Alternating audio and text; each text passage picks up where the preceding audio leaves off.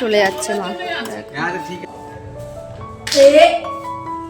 আমার খুব কষ্ট হয় একটা বাচ্চা সামলে, মানে একার সংসার, ছেলেকে নিয়ে চলবে যুদ্ধ, রাত 2-3 অবধি চলবে। কি সব নাম বলে গাড়ির। নমস্কার বন্ধুরা, সবাই কেমন আছো? আশা করি ভালো আছো, আমরাও বেশ ভালো আছি। তো আজকে একটা নতুন ব্লগে সবাইকে স্বাগত। আজ হবে আমাদের নিরামিষ রান্না। জানোই মানে তেমন কিছু করার থাকে না, আজকে করছি ডালিয়া। তো দুপুরে রান্না বসিয়ে দিয়েছি, আর সকালে হালকা পাতলা একটা ছোট্টখাটো টিফিন করে নেওয়া হয়েছে। ওই একটু মানে বোন আর ছেলেকে দিয়েছি একটু কেক, ওরা তো ছোট, ওদের দিয়েছি কেক আর একটু বিস্কিট, এইসব খেয়েছে। আর আমাদের সকালে একটু ছাতু খেয়ে নিয়েছি আমি আর মা। আমার হাজব্যান্ড অফিস চলে গেছে, ও মর্নিং ডিউটি আজকে, ও দুপুরের মধ্যে চলে আসবে। আর দেখো সকাল সকাল রান্না অনেকটা হয়ে গেছে, কিন্তু এখনো বিছানাটা তোলা হয়নি। ছেলে এই যে সবে উঠলো, তো বিছানাটা তুলে নি। দেখো বিছানা এখনো গোছানো হয়নি, এই যে সব নামিয়ে রেখেছি, বিছানা গোছানো চলছে।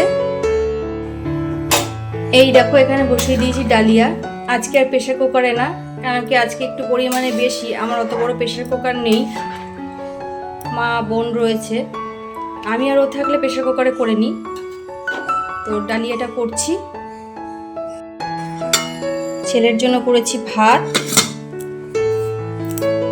আর এখানে করেছি আলু ভাজা। ওর আলু ভাজা হলে আর কিছু লাগবে না, ও তো ছোট মানুষ, ও তো আর এগুলো খেতে পারবে না, মানে খেতে চায় না আর কি। অন্যান্য বাচ্চারা খায়, কিন্তু আমার ছেলে একদম খেতে চায় না এগুলো।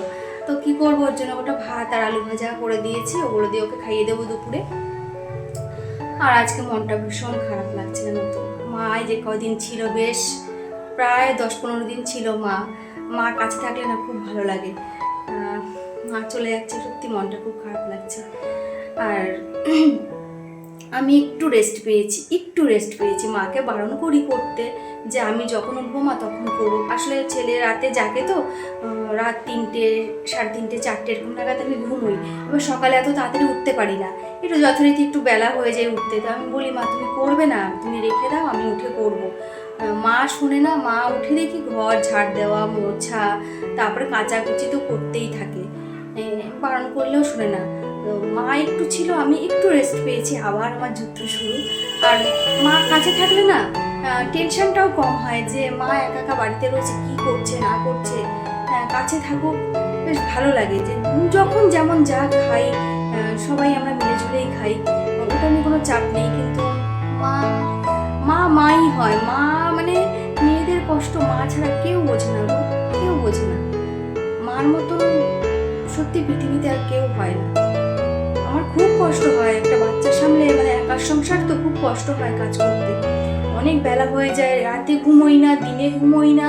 তারপর তোমার ছেলে দুষ্টুমি করতে থাকে, ওর মানে একটার পর একটা বায়না লেগেই থাকে, তাও মানে এই নিয়েই চলতে হয়। মা থাকলে একটু হেল্প হয়, এই আর কি। মা আজকে চলে যাচ্ছে, আমার মনটা খুব খারাপ লাগছে। মানে আমি গিয়ে সেভাবে থাকতে পারি না, মা কাছে এসে থাকলে খুব। আমার সোনা বাবা এসে গেছে, এখন বাবাটা স্নান করবে। দেখো দুষ্টুমি শুরু হয়ে গেছে। কি বাবা এগুলো, কি এগুলো? গাড়ি? কি গাড়ি এটা? বাস? আর কি গাড়ি আছে? কি সব নাম বলে গাড়ির। ওই বাবালে, বাবা একটা গেঞ্জি খুলে ফেলো, এমনি স্নান করতে হবে, চলো। হ্যাঁ এটা পিপি গাড়ি, ওটা ওর পিপি দিয়েছে, তাই বলছে এটা পিপি গাড়ি। ভাঙা? ওটা ভেঙে গেছে?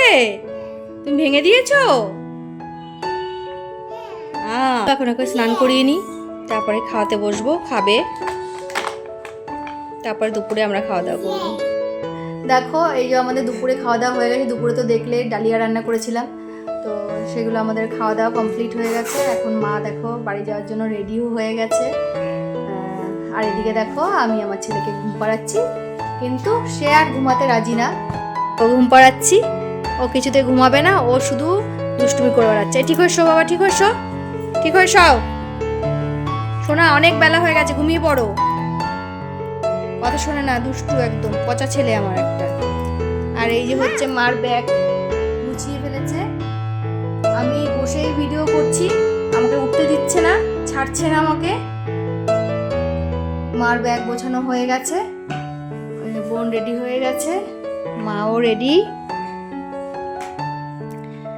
এখন শুধু টোটো আসার অপেক্ষায় বসে আছে, টোটো আসলে পরেই চলে যাবে। আর ব্যাগ নিয়ে দেখো রেডি হয়ে গেছে, ব্যাগ নিচে নিয়ে যাচ্ছে, মাও রেডি। আমি ধরবো ব্যাগগুলো। মা আবার এসো।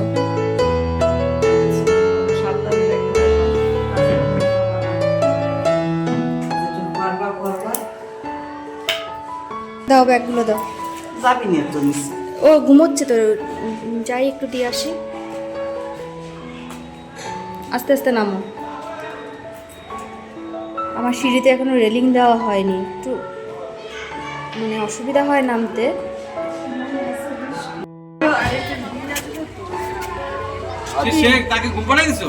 হ্যাঁ ঘুমোচ্ছে, এই তো আমি যাবো উপরে।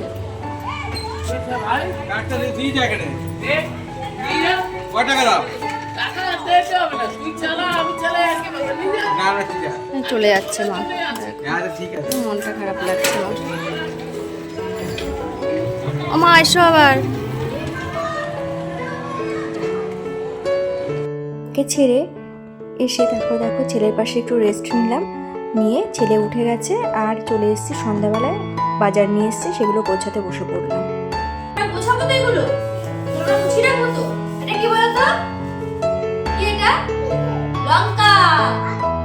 লঙ্কা, লঙ্কাকে বলে অঙ্কা। হ্যাঁ এটা। তারপর কি কি এনেছে বাবা দেখি তো? এটা কি বলো তো? দেখি। বাঁধাকপি, ক্যাবেজ।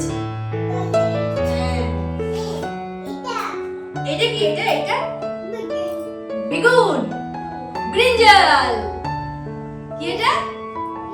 হ্যাঁ হ্যাঁ। দেখি আর কি এনেছে দেখি, সরো ঢেলে দিই, এগুলো গুছিয়ে রাখতে হবে তো। দেখি কত না টমেটো। কি এটা? আলু। হ্যাঁ রাখো, আলু রাখো। এখন এই সব সবজিগুলো গুছিয়ে রাখি একে একে, জায়গায় কাজটা একটু কমাই। এগুলো করতেও কতটা সময় লাগে জানো তো। এখানে রাখো, এর মধ্যে রাখো। হ্যাঁ আমার সোনাটা কত কাজ করে দেয় আমাকে, আমি তো ভাবতেই পারি না। হ্যাঁ আমার বাবা বড় হয়ে গেছে। রেখে দিই একটু, তুমি একটু সরো, এগুলোর মধ্যে রাখি না। ওরে বাবা রে, আমাকে পুরো পাগল বানিয়ে দেবে আমার ছেলেটা।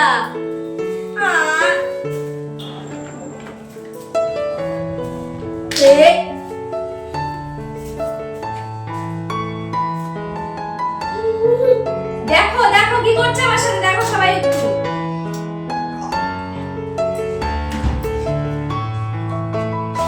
দুপুরে খাওয়া দাওয়ার পরে যে বাসনগুলো হয়েছে সেগুলো আজকে গোছানোর সময় পাইনি। কে সব জায়গার বাসন জায়গায় গুছিয়ে রেখে দিচ্ছি।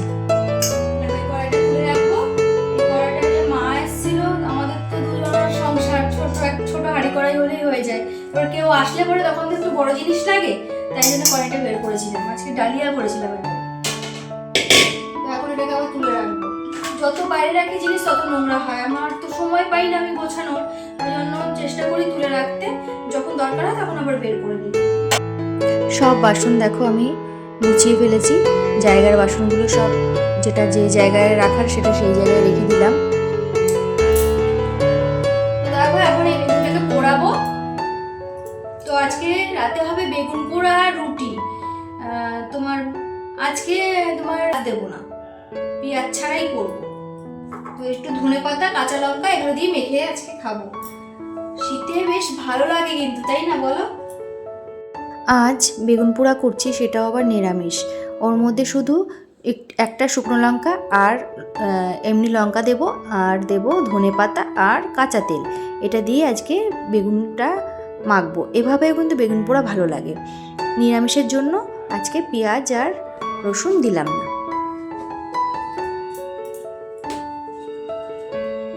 দেখো বেগুনটাকে এরকম ফাঁকা করে ওর মধ্যে আমি কাঁচা লঙ্কাটা ঢুকিয়ে দেবো, আর এর মধ্যে রসুনও দেয়। তো আজকে রসুন দেবো না, শুধু কাঁচা লঙ্কাটা এর মধ্যেই করে দেবো। তাহলে কি হবে, একসঙ্গে কাঁচা লঙ্কাটাও মানে হয়ে যাবে আর এদিকে বেগুনটাও হয়ে যাবে। অনেকে আবার কি করে বেগুনের সাথে টমেটোও পোড়ায়, টমেটো দিয়েও বেগুনটা পোড়া খেতেও কিন্তু বেশ ভালো লাগে। তো আজকে আমি শুধু বেগুন পোড়াবো। দেখো বেগুনের মধ্যে লঙ্কাগুলোকে দিয়ে দিলাম। দেখো চাটনিগুলোকে এভাবে রেখে দিচ্ছি, নোংরা পড়ে যায় তো খুব, ওই জন্য আমি এভাবে রেখে দিচ্ছি। খুব একটা তো দরকার হয় না, যখন দরকার হয়।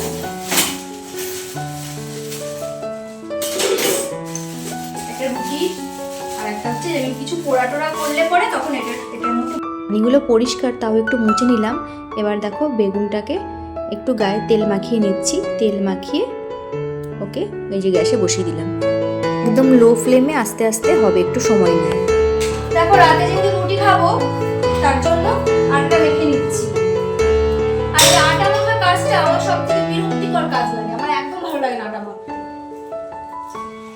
ওর বাবা বাড়িতে থাকলে মেখে দেয়, তো যেহেতু একটু বেরিয়েছে নাহলে আসতে দেরি হয়ে যাবে, তো মানে আমার রুটি করতে দেরি হয়ে যাবে আমার, ওই জন্য আমি মেখে নিচ্ছি।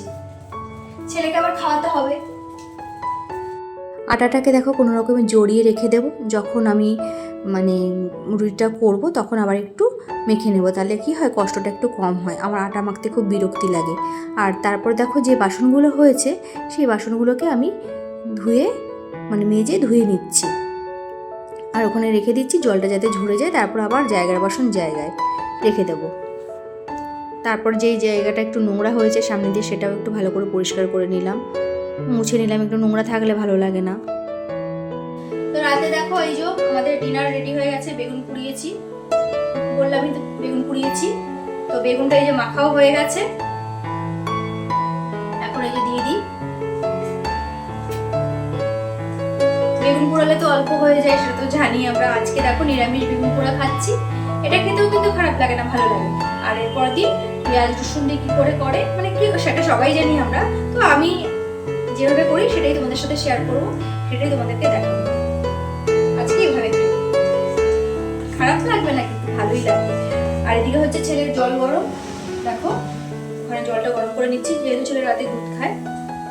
তো আমরা খাওয়া দাওয়া করে নিই, খাওয়া দাওয়া করে রান্নাঘরটা একটু গোছাতে হবে, মানে বাসন মাজা হয়ে গেছে, আর এই যে কটাই বাসন আছে কটাই মাজতে হবে। তারপর চলো।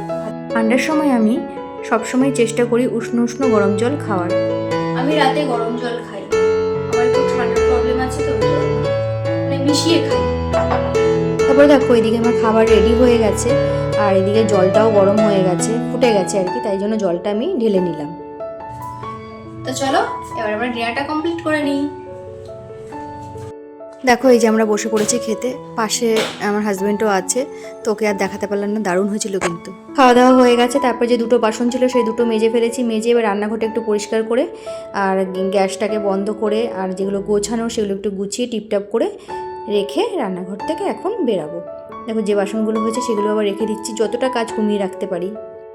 তো আমার সব কাজ কমপ্লিট হয়ে গেছে, দেখলে রান্নাঘরটা গুছিয়ে রাখলাম, বাসন টাসন সব গুছিয়ে রেখে দিলাম। যতটা কাজ আমি রাতে এগিয়ে রাখি সকালে আমার একটু তাড়াতাড়ি হয়, তার কারণ একটু বেলা করে উঠি, তো তারপরে সময়ের সঙ্গে দৌড়ে দৌড়ে পারি না করতে, তার জন্য চেষ্টা করি রাত্রেবেলায় যতটা পারি গুছিয়ে রাখার। তো গুছিয়ে রেখে দিলাম, এখন মোটামুটি সব হয়ে গেছে। এখন যাব বিছানায়, তার আগে একটু নিজে ফ্রেশ হব, একটু চুল বাঁধবো, তারপর ছেলেকে নিয়ে চলবে যুদ্ধ। রাত 2-3টে অবধি চলবে, 2-3টের পর গিয়ে ঘুমোবে স্যার। ঘুম থেকে উনি তো উঠবেন 10টা-11টার পর, আমার তো উঠে তারপর নাকে মুখে কাজ করতে হয়। তবে যাই হোক, এটাই আমার এখন লাইফ হয়ে গেছে, কি করবো, কিছু করার নেই। যতদিন বড় না হচ্ছে এরকমই চলতে থাকবে। তো ভিডিওটা এই পর্যন্তই রাখছি। ভিডিওটা ভালো লাগলে অবশ্যই লাইক, কমেন্ট আর সাবস্ক্রাইব করে দিও। আর নতুন কোনো ভিডিও নিয়ে এরপরে আবার দেখা হচ্ছে তোমাদের সাথে। তো আজকের মতন সবাইকে টাটা।